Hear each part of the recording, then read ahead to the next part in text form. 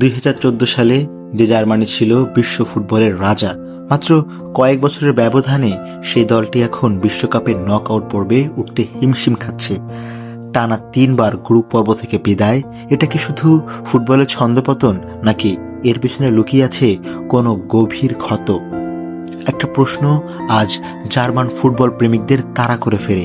এই ব্যর্থতা কি মেসুত ওজিলের সাথে করা সেই অবিচারের ফল? মেসুত ওজিল জার্মান ফুটবলের জাদুকর। মাঠের ভেতর যার পাসিং ছিল কবিতার মতো, কিন্তু 2018 সালে তুর্কি প্রেসিডেন্টের সাথে ছবি তোলার পর পুরো জার্মানি যেন তার বিরুদ্ধে দাঁড়িয়ে গেল।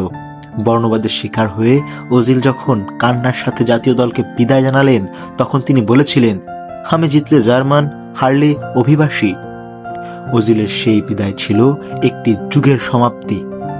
ওজিলের বিদায়ের পর থেকে জার্মানি যেন তাদের সেই চিরচেনা ছন্দ হারিয়ে ফেলেছে। 2018 সালে দক্ষিণ কোরিয়ার কাছে হার, 2022 সালে জাপানের কাছে বিপর্যয়, আর 2026 সালে সেই একই ধারা পুনরাবৃত্তি। বিশ্লেষকদের মতে ওজিল শুধু একজন খেলোয়াড় ছিলেন না, তিনি ছিলেন দলের ক্রিয়েটিভ হার্ট।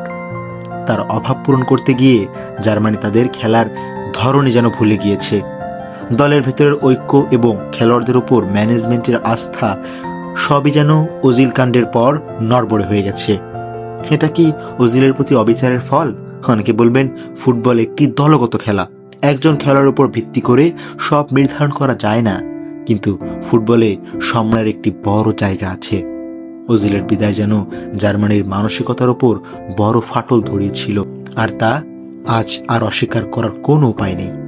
তারা কি পারবে আবারও সেই হিত গৌরব ফিরিয়ে পেতে, নাকি ওজিলের অভিশাপ তাদের এই পতনের চক্রে আটকে দাঁড়াবে? আপনারা কি মনে করেন, জার্মানির এই করুণ পরিণতির জন্য কি ওজিলের বিদায় দায়ী? কমেন্টে আপনার মতামত জানান।